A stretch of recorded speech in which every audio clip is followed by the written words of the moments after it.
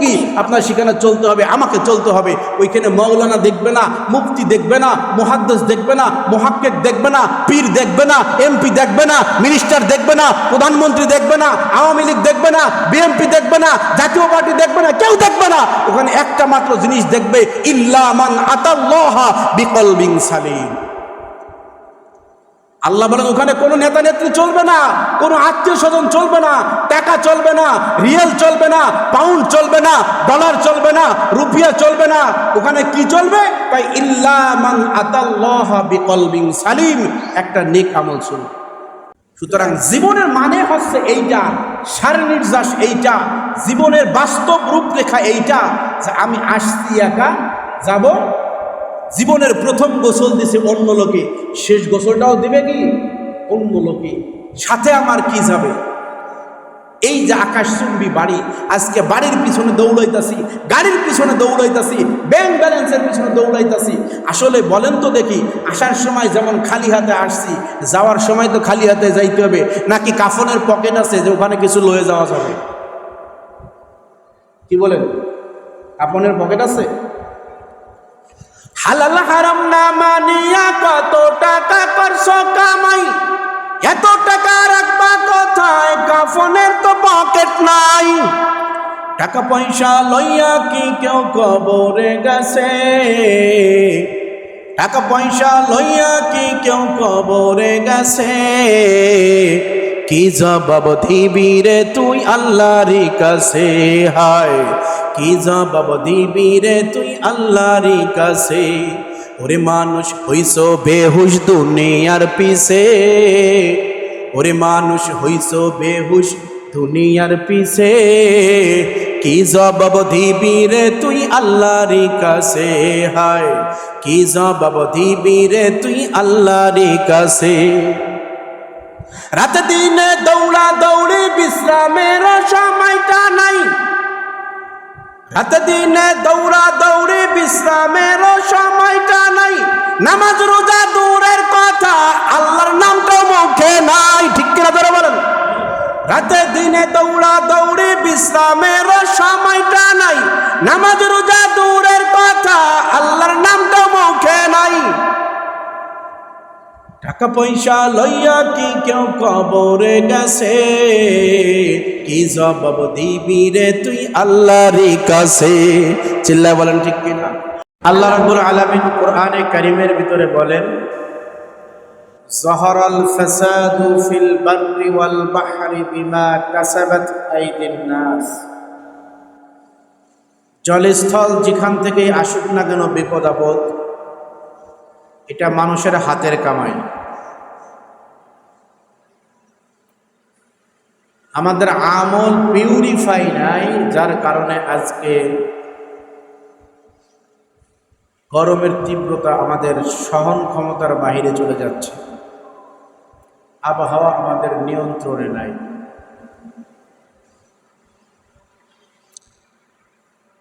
গজব যে আল্লাহর তরফ থেকে আসে, এইটা আমাদের আমলের কারণে আসে। তার ভিতর থেকে কয়েকটা আমলের কারণে যেগুলো গজব আসে। এক নাম্বার, যখন সমাজের ভিতরে অতিমাত্রায় জুলুম অত্যাচার বেড়ে যায়, তখন ওই দেশ থেকে, ওই মহল্লা থেকে আল্লাহ রাব্বুল আলামিন রহমতের হাওয়া উঠায় নিয়ে যায়, রহমত উঠায় নিয়ে যায়।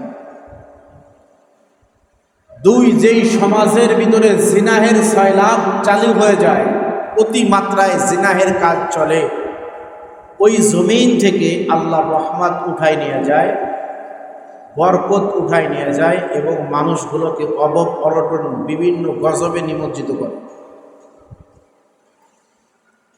3 নম্বর, যেই সমাজের ভিতরে অতিমাত্রায় সুদের হার বেড়ে যায়,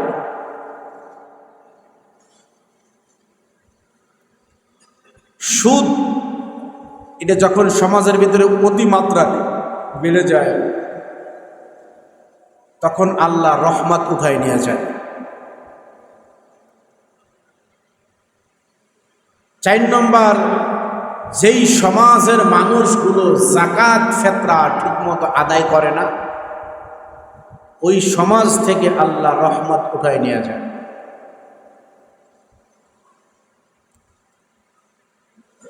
5 নাম্বার, যেই সমাজের মানুষগুলো মানুষের হক নষ্ট করে, ভাই ভাইয়ের হক নষ্ট করে, ভাই ভাই বোনদের হক নষ্ট করে, প্রতিবেশীর হক নষ্ট করে, হক যখন আদায় ঠিক মতন না হয় তখন আল্লাহ ওই জমিন থেকে রহমত উঠাই নিয়ে যায়। এমনিভাবে যখন মানুষের ভিতরে ঈমানের পাওয়ার কমে যায়, শয়তান বিরাজ করে বসে, শয়তানের প্রতি তারা প্রভাবশালী হয়ে বসে, শয়তানের গোলাম হয়ে যায়, তাগুতি শক্তির গোলাম হয়ে যায়, ওই সমাজ থেকে আল্লাহ আস্তে আস্তে করে তার রহমতগুলো উঠায় নিয়ে যায়, বরকতগুলো উঠায় নিয়ে যায়। যার কারণে আজকের এই গরমের তীব্রতা, অভাব অনটন, বালা মুসিবাত, রোগ শোক ইত্যাদি ইত্যাদি একটার পর একটা আসতেই চলে আসে।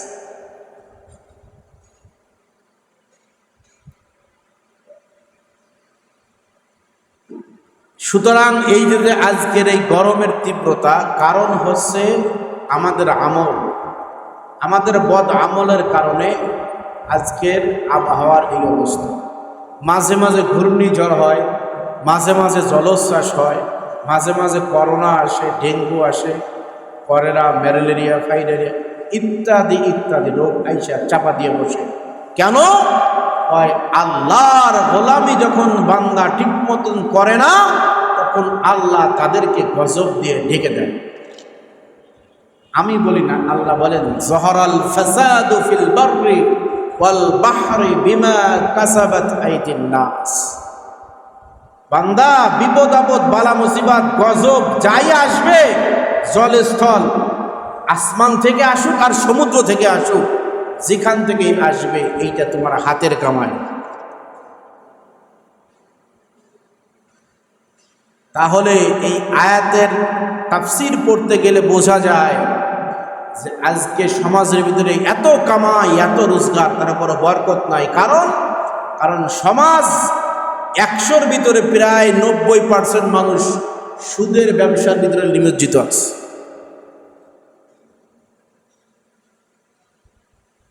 জিনাহের ভিতরে নিমজ্জিত আছে। নেকের কাজ একটা করেই তো পাপের কাজ 10টা করে নেকের কাজটাকে ঢেকে দেয়। রহমত আসবে কোত্থেকে? এই জন্য আল্লাহ অতি ব্যথা নিয়ে বান্দাদেরকে বলেন, কাইফা তাকফুরুনা বিল্লাহি ওয়া কুনতুম আমওয়াতান ফাআহইয়াকুম সুম্মা ইউমীতুকুম সুম্মা ইউহয়ীকুম সুম্মা ইলাইহি তুরজাউন। এ মানুষ, কাইফা তাকফুরুনা বিল্লাহ, কেমন করে তুমি তোমার মালিকের সাথে কুফরি করো, নাফরমানি করো? কোন বিবেকে তুমি তোমার মালিকের সাথে নাফরমানি করো? ওয়া কুনতুম আমওয়াত, অথচ তুমি ছিলে মৃত, তুমি নিষ্প্রাণ ছিলে, তোমার কোনো কিছুই ছিল না। সুম্মা আহইয়াকুম, অতঃপর তোমাদেরকে আমি সেই মৃত থেকে, নিরাকার থেকে আমি তোমাদেরকে আকারে আনলাম, মৃত থেকে জীবিত করলাম। সুম্মা ইউমীতুকুম, আবারও তোমাদেরকে আমি মৃত্যু দিব। সুম্মা ইলাইহি তুরজাউন, এরপরে আমার কাছেই তোমাদের ফিরে আসতে হবে। সুতরাং কেমনে তোমরা কুফরি করো? বলেন তো দেখি, আজ থেকে প্রায় 150 বা 200 বছর আগে আমাদের কোনো অস্তিত্ব ছিল সমাজের ভিতরে? কি বলেন? নাম নিশানা ছিল? পরিচয় ছিল না, কিচ্ছু ছিল না। আমি বলি না, আল্লাহ বলেন সূরাতুদ দাহা 29 নম্বর পারায় আল্লাহ বলেন, হাল আতা আলাল ইনসানি হিনুম মিনাদ দাহরি লাম ইয়াকুন শাইআম মাযকুরা। বান্দা, তোমার জীবনে এমন একটা সময় অতিবাহিত হয়ে গেছে, এমন একটা যুগ চলে গেছে, যেই সময় তুমি উল্লেখযোগ্য কোনো কিছুই ছিলে না, কিছুই ছিলাম না। আমাদের জীবন পরিক্রমা যদি দেখতে যাই তাহলে আমরা কি ছিলাম? আমাদের যেটা কথা বলতেছি যে রূহ নামক জিনিসটা, আমরা সেই সমস্ত জগৎ পাড়ি দিয়ে আসছি। আমরা প্রথমে ছিলাম আলমে আরওয়াহ। কোথায়? সবাই বলেন, কোথায় ছিলাম? আলমে আরওয়াহ, রূহের জগৎ। সেখান থেকে আল্লাহ ইন্তেকাল করায়া, ট্রান্সফার করায়া দিছে আলমে আসবাব। আলমে আসবাব কি? বস্তুর জগৎ।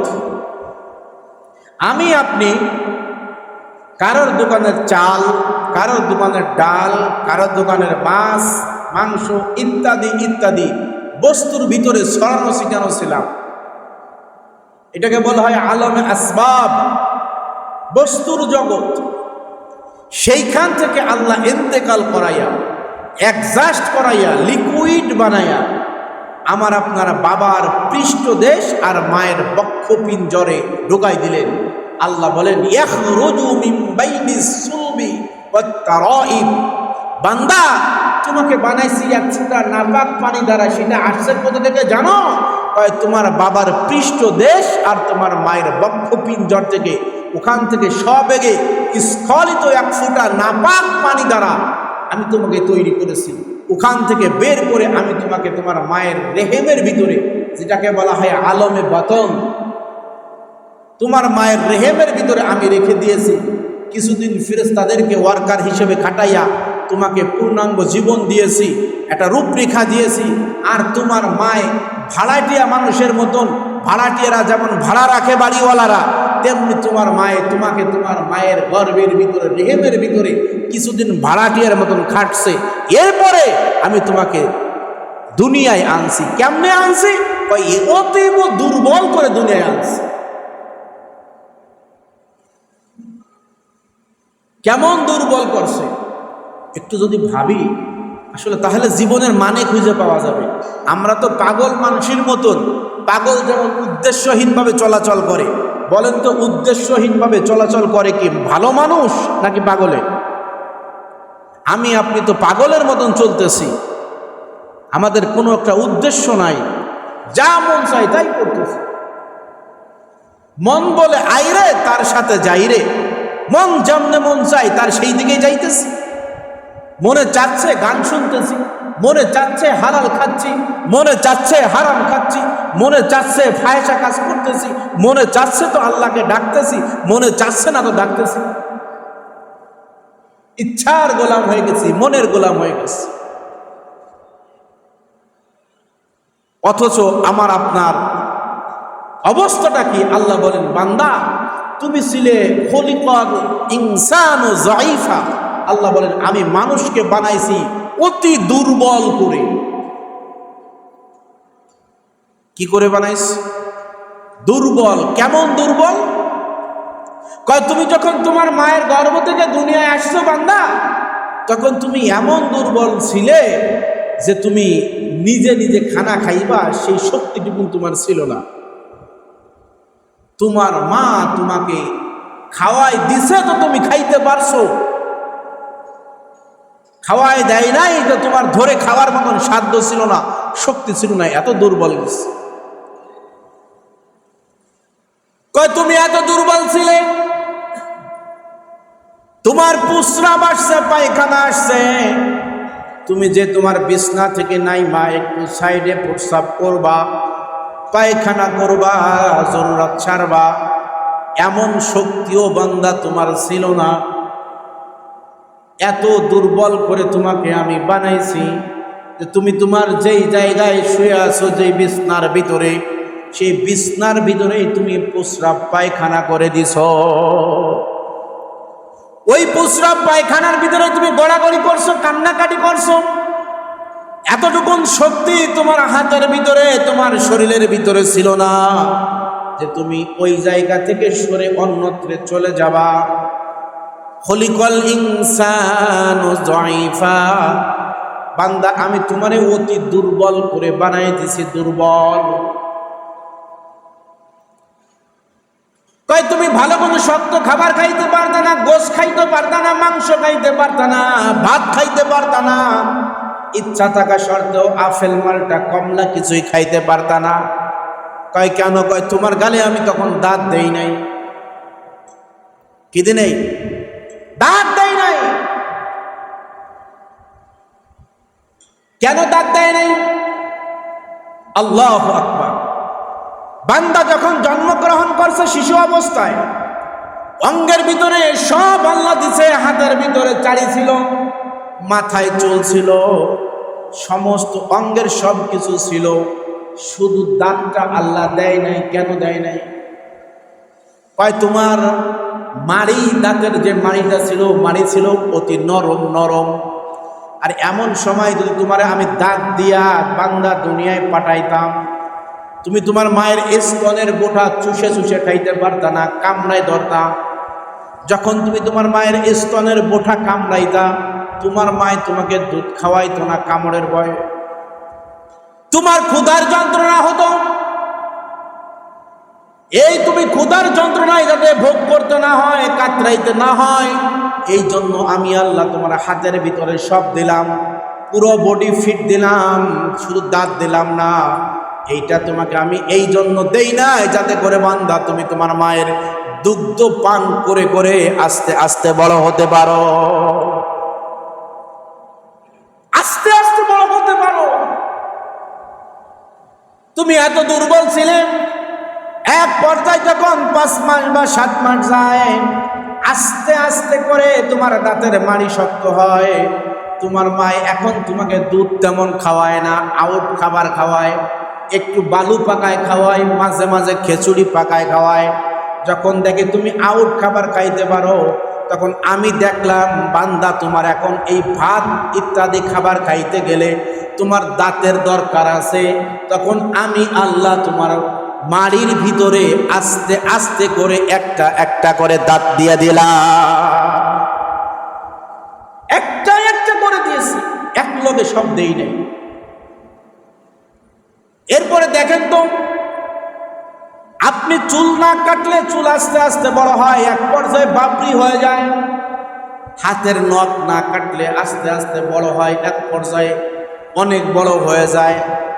শরীরের বিভিন্ন অঙ্গের বিভিন্ন জিনিস যদি কাটা না হয়, 1 মাস 2 মাস 5 মাস 6 মাস 1 বছর যাওয়ার পরে আস্তে আস্তে সমস্ত অঙ্গগুলো বড় হয়। কি বলেন ঠিক কিনা? কিন্তু এই যে দাঁত আল্লাহ দিছে, ওই যে 7 মাসের সময় যেই পরিমাণ দিছে, 70 বছর বয়স হয়ে যায়, ওই পরিমাণ তাকে কেন বাড়ে না? কখনো হিসাব করছি কেন বাড়ে না?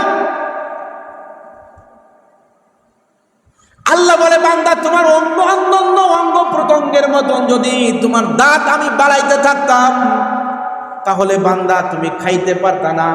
তোমার নিচের দাঁতগুলো আস্তে আস্তে উপরের মাড়ির ভিতর দিয়ে ঢুকে যাইতো, উপরের দাঁতগুলো তোমার ঠোঁটের বাহিরে চলে আসতো, মুখের বাইরে আসতো, তুমি খাইতে পারতা না, তোমার সৌন্দর্য থাকতো না। কি বলেন? থাকতো? সুতরাং যদি দাঁত নিয়ে গবেষণা করে, আল্লাহ বলেন তুমি অতি দুর্বল ছিলা, তুমি নিজেকে ঠিক মতন চালাইতে পারতা না, সেখান থেকে আমি তোমাকে আস্তে আস্তে করে বড় বানাইছি। এখন বান্দা তুমি যুবক হইছ, তুমি তোমার সাবালক বয়সে পৌঁছাই গেছো, এখন তুমি তোমার মতন করে চলো। কেমন করে বান্দা তুমি আমার নাফরমানি করো? কাইফা তাকফুরুনা বিল্লাহি ওয়া কুনতুম আমওয়াতান ফাআহইয়াকুম সুম্মা ইউমীতুকুম সুম্মা ইউহয়িকুম সুম্মা ইলাইহি তুরজাউন। কেমন করে তুমি আমার নাফরমানি করো, কেমন করে কুফরি করো? একটাবার চিন্তা করছি? আল্লাহ বলেন বান্দা তুমি তোমার সৃষ্টি নিয়ে, আমি আল্লাহর সৃষ্টি নিয়ে গবেষণা করো। তাফাক্কারু ফি খালকিল্লাহ ওয়ালা তাতাফাক্কারু ফিল্লাহ। আমি আল্লাহকে নিয়ে গবেষণা করার দরকার নাই। আমি আল্লাহকে নিয়ে গবেষণা করলে তুমি নাস্তিক হয়ে যাবা। আর যখন আমি আল্লাহর সৃষ্টি নিয়ে গবেষণা করবা তখন তুমি আস্তিক হয়ে যাবা। যদি আল্লাহকে নিয়ে গবেষণা করি তাহলে কি হয়ে যাব? নাস্তিক হয়ে যাব।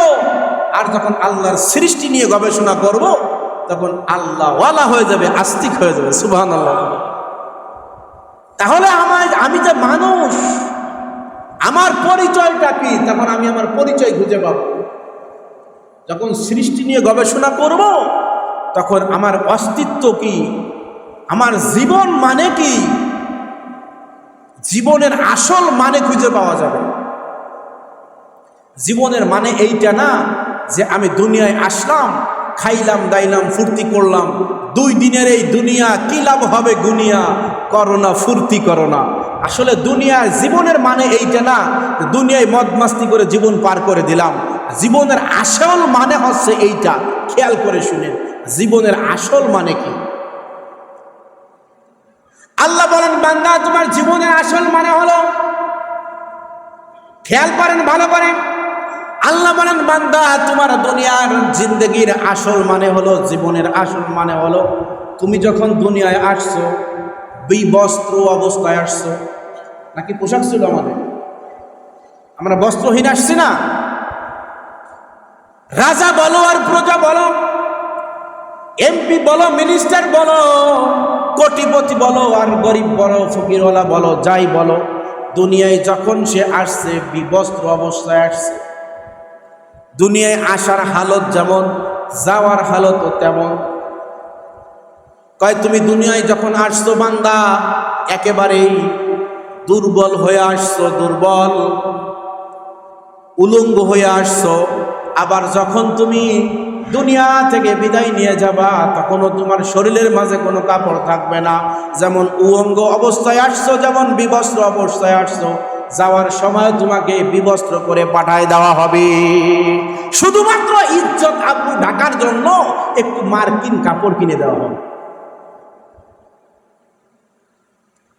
2 নম্বর মানে, তুমি যখন দুনিয়ায় প্রথম আগমন করছো নিজের গোসলটা নিজে করতে পারো নাই, এত দুর্বল ছিলে।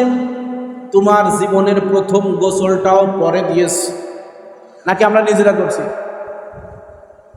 জীবনের প্রথম গোসলটা তোমাকে অন্য লোকে করাই দিছে বান্দা, তোমার জীবনের শেষ গোসলটাও অন্য লোকে করাই দিবে। 3 নম্বর মানে, তুমি দুনিয়ায় যখন আসছো বান্দা কিছুই খাইতে পারো নাই, ধরতে পারো নাই। যাওয়ার সময় তোমার এমন হবে তুমি কিছু খাইতেও পারবা না, ধরতেও পারবা না।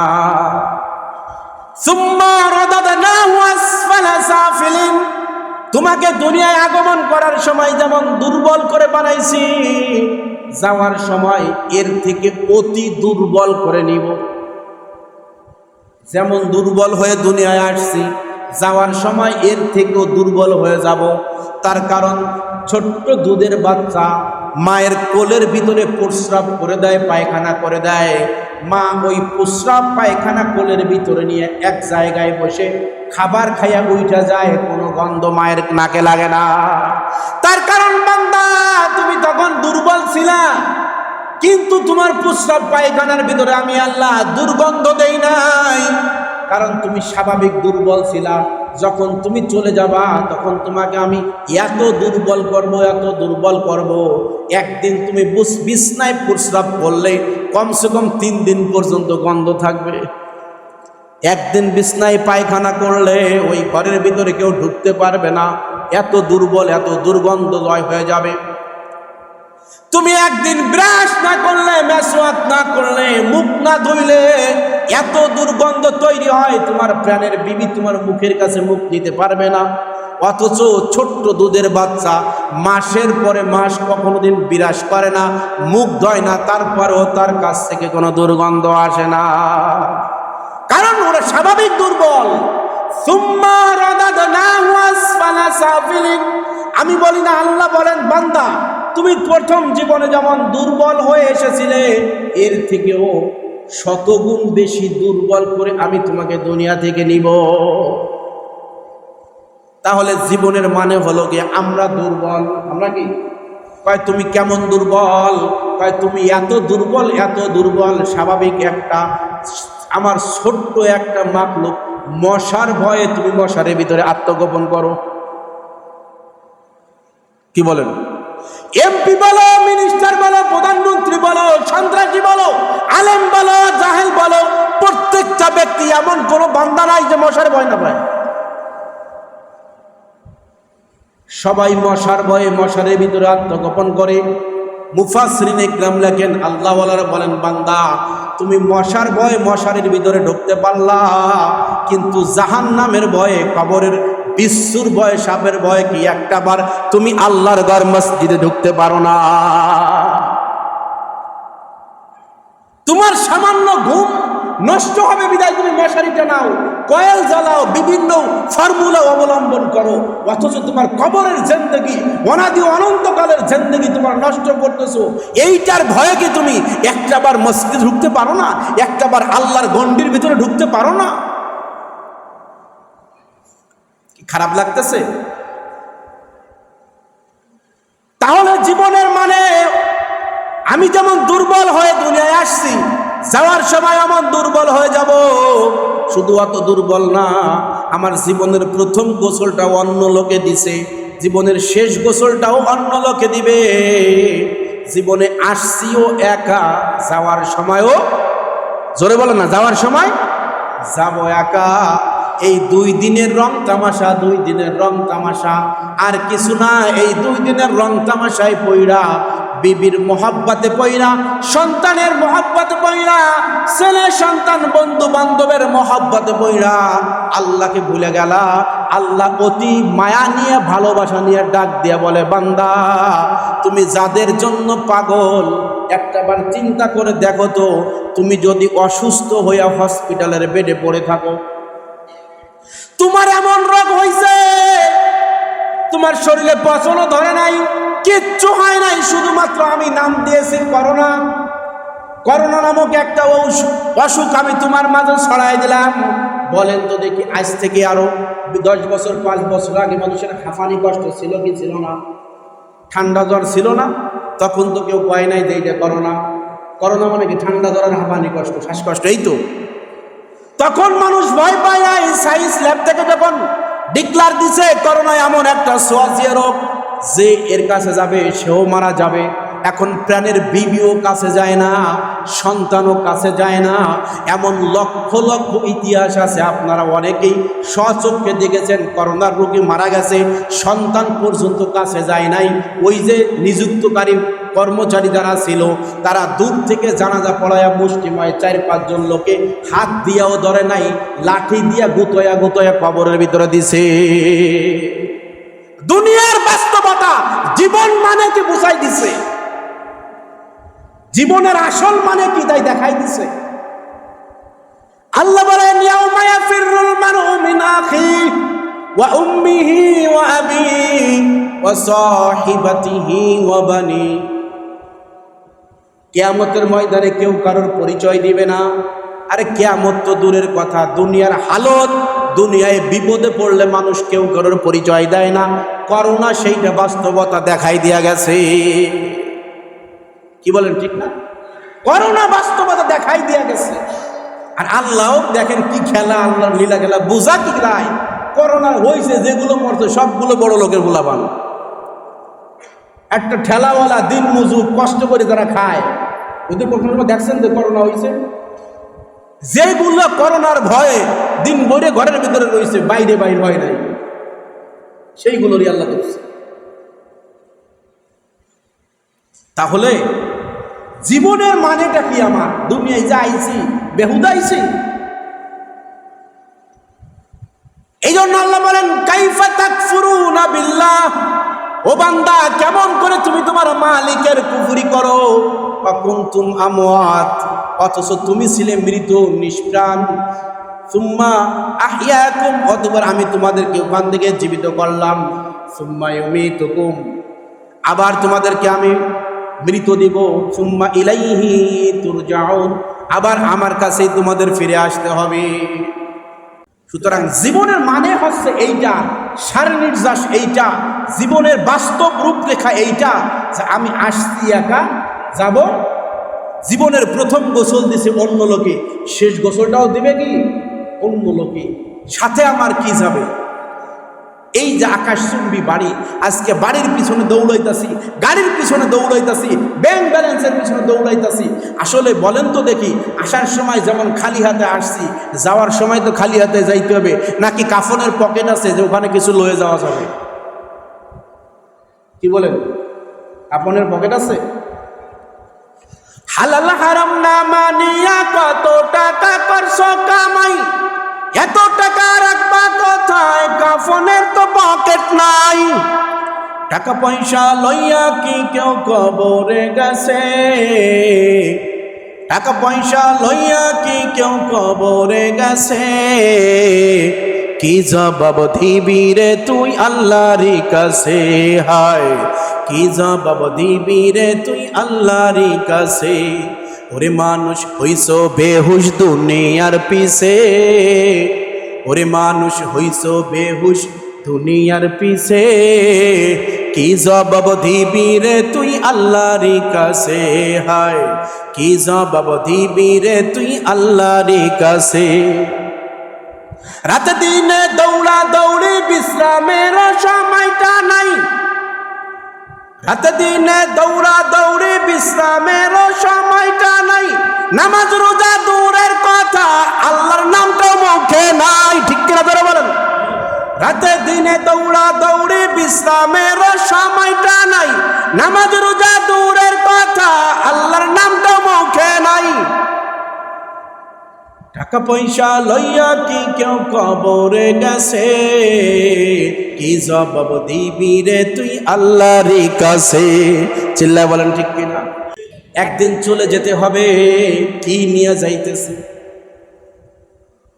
কি নিয়ে যাচ্ছে, একটু করে ভাগছে কোন সময়? অথচ আল্লাহ রাসূল বলেন, হাসিবু ক্বাবলা আন তুহাসাবু, বান্দা একবার চিন্তা করো, একবার ভাবো, একবার হিসাবটা মিলাও, তোমার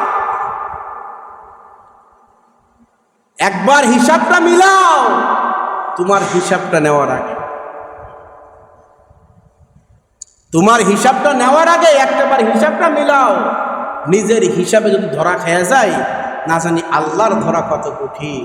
আল্লাহ বলেন, ইন্না বাতুশা রাব্বিকা লাশাদীদ, বান্দা তোমার প্রভুর ধরা কিন্তু খুব কঠিন।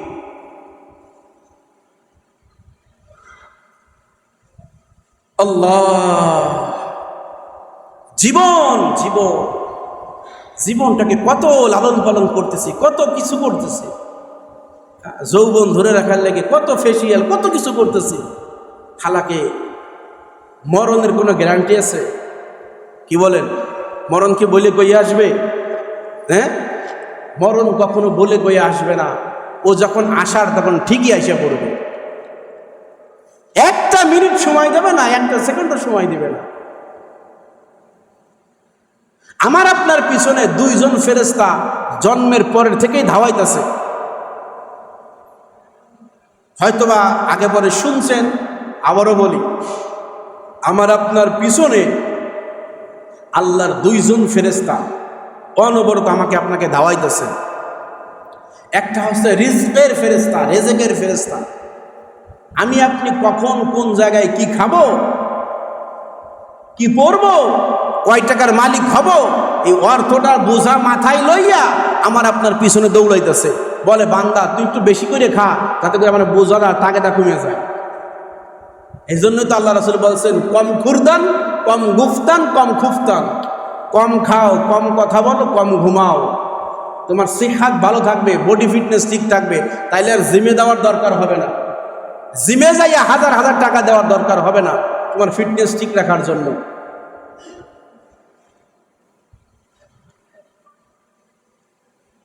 কম খুরদান, কম খাইতে বলছে, কারণ বেশি যত খাবো আমার শরীর তত দুর্বল হয়ে যাবে। কারণ কি? কারণ আমার আপনার একটা বাজেট আল্লাহ আছে, বাজেট আছে না, রিজিকের একটা বাজেট আছে। ওই বাজেট থেকে যখন আমি আপনি অতিরিক্ত খাইতে থাকবো, তখন তো আমার হায়াত কমে যাবে। কারণ আমার আপনার জীবনে রিজিকের ভিতরে যদি এক ঢোক পানি থাকা অবস্থায়, এক লুকমা খাবার থাকা অবস্থায় আজরাইল আসবে না। দুইজন ফেরেশতা দাওয়াইতেছে, খেয়াল করেন। একজন রিজিকের ফেরেশতা বলে, ভাই একটু বেশি করে খা, একটু বেশি করে খা, যাতে করে আমার আপনার বোঝাটা কমে যায়। আপনার মাথার উপর যদি 5 মনের একটা বস্তা দিয়ে বলা হয়, এই বস্তাটা তুমি ওর কাছে পৌঁছই দিবা, যতক্ষণ পর্যন্ত ও খাইয়ে শেষ না করতে পারবে ততক্ষণ তুমি মাথার উপরে রাখবা। বলেন তো ওই ব্যক্তি বারবার বলবে না, ভাই একটু বেশি করে খাও, ভাই একটু বেশি করে খাও? হ্যাঁ, টাইম আসার আগেই দেখবেন রেডি করে দিচ্ছে, ভাই খাও।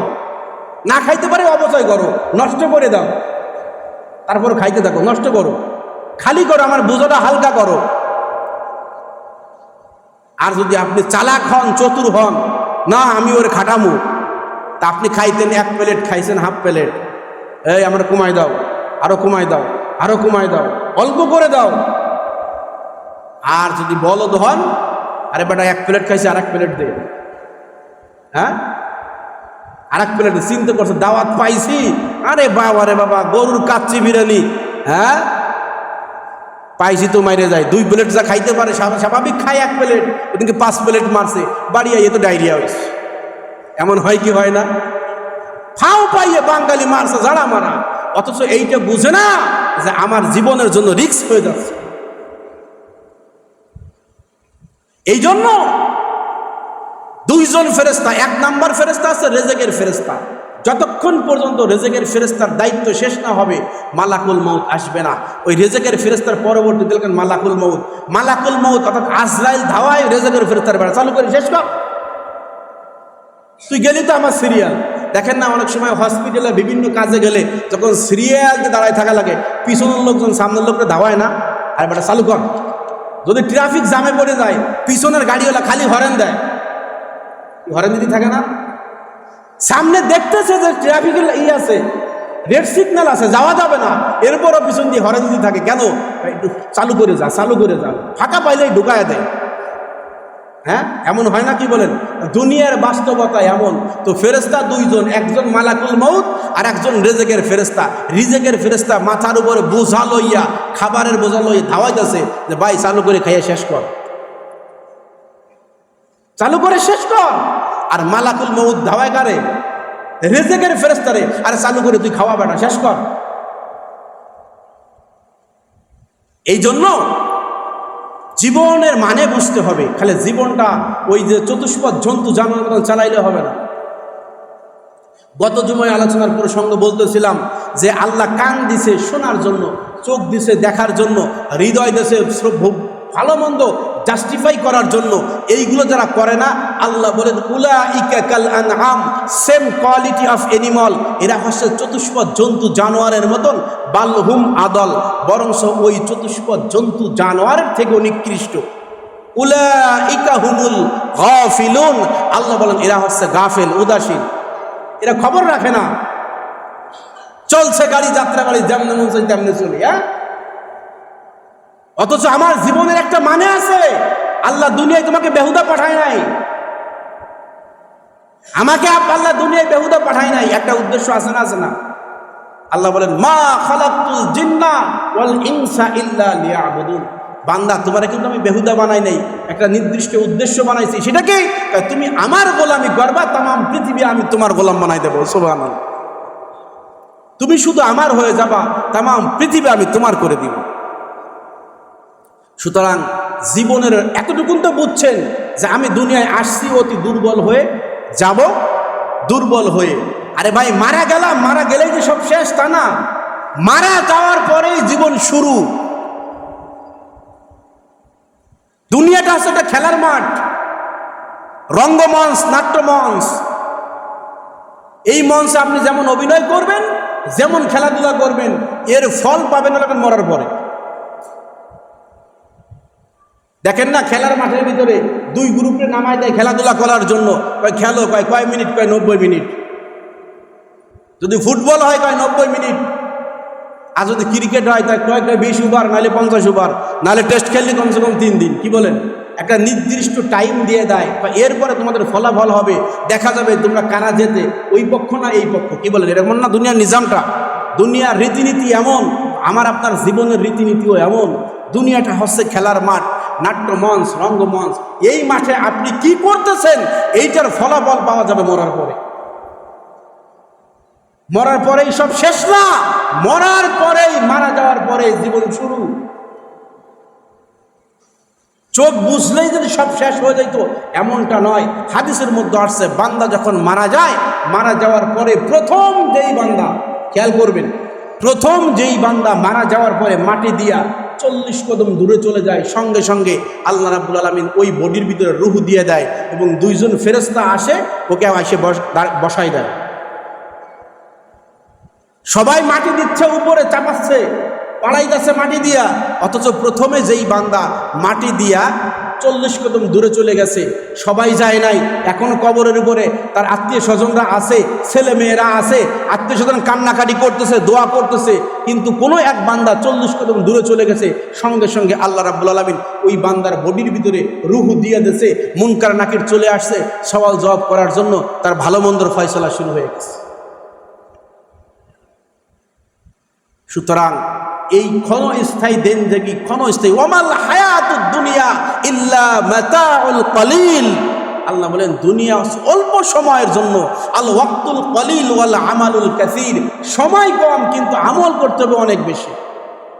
কারণ অন্যান্য নবীর উম্মতরা 200 বছর, 300 বছর, 400 বছর হায়াত পাইছে। আমার আপনার হায়াতের গড় বয়স হলো 70 বছর বা 65 বছর। এর থেকে 15 বছর প্রথমেই বাদ দিয়ে দেন। এই 15 বছর আপনার আমার নাবালেগ অবস্থায় চলে গেছে, এটা আমল নামায় আল্লাহ নেকের কাজও লিখবে না, বদের কাজও লিখবে না। থাকলো 45 বছর বা 50 বছর। এই 45-50 বছরের জিন্দেগির আমল দিয়া আপনার তামাম জিন্দেগি আপনার সেখানে চলতে হবে, আমাকে চলতে হবে। ওইখানে মৌলানা দেখবে না, মুফতি দেখবে না, মুহাদ্দিস দেখবে না, মুহাক্কিক দেখবে না, পীর দেখবে না, এমপি দেখবে না, মিনিস্টার দেখবে না, প্রধানমন্ত্রী দেখবে না, আওয়ামী লীগ দেখবে না, বিএনপি দেখবে না, জাতীয় পার্টি দেখবে না, কেউ দেখবে না। ওখানে একটা মাত্র জিনিস দেখবে, ইল্লা মান আতাল্লাহা বিকলবিন সালিম। আল্লাহ বলেন ওখানে কোনো নেতা নেত্রী চলবে না, কোনো আত্মীয় স্বজন চলবে না, টাকা চলবে না, রিয়েল চলবে না, পাউন্ড চলবে না, ডলার চলবে না, রুপিয়া চলবে না। ওখানে কি চলবে? তাই ইল্লা মান আতাল্লাহা বিকলবিন সালিম, একটা নেক আমল চলবে। সুতরাং আসেন, অনেক সময় হয়ে গেছে, জীবনের অনেকটা সময় আমার আপনার চলে গেছে। মাজা মাজা লাইসা কাজা, পাস্ট ইজ পাস্ট। যেটা চলে গেছে ওটা 1000 টানলেও আমার আপনার সামনে আসবে না, আসবে?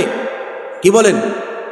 যেটা চলে গেছে ওই সময়টা 1000 টানলেও আমি আর সামনে আনতে পারবো না। সুতরাং পিছনে যেটা গেছে গেছে, পাস্ট ইজ পাস্ট। আরবিতে বলে মাজা মাজা লাইসা কাজা, যেটা গেছে তো গেছে ভাই, সামনে যেইটা আছে অন্তত সামনের সময়গুলো যেন আমার আল্লাহর তদারকির ভিতরে থাকে, আল্লাহর হুকুমতের ভিতরে থাকে, রাসূলের তরিকা মোতাবেক থাকে। আল্লাহ যেই রাস্তায় চললে আল্লাহ খুশি হয়, রাসূল খুশি হয়, ওই রাস্তা মোতাবেক যদি আমি চলতে পারি, যেই রাস্তায় চললে শয়তান খুশি হয়, তাগুতি শক্তিগুলো খুশি হয়, বেদিনগুলো খুশি হয়, ওই রাস্তায় যদি না চলি, এই একটা নিয়ত আমি আপনি সবাই করতে পারবো না ভাই? ইনশাআল্লাহ পারবো তো? আল্লাহ আমাদের সকলকে তৌফিক দান করুক।